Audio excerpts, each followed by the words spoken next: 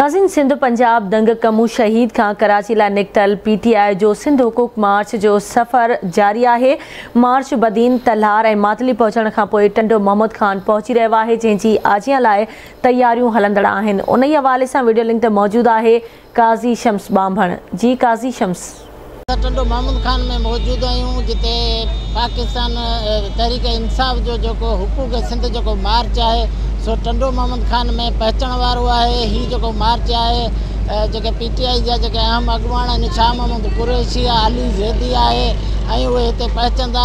उन सां गॾोगॾु हिते सिंध जा मरकज़ी अगवान आहिनि, अरबाब रहीम है, हिते सईद जुल्फ़कार शाह है, अल्ताफ़ निज़ामानी हिते जो टंडो मोहम्मद खान जो हिते जलसो है उन मार्च के खिताब कंदा।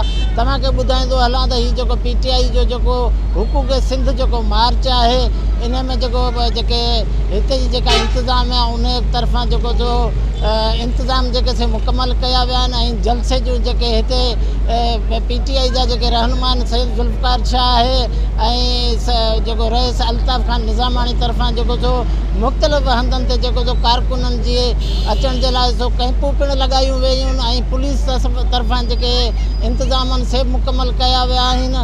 हिते जो हुकूक सिंध जा मार्च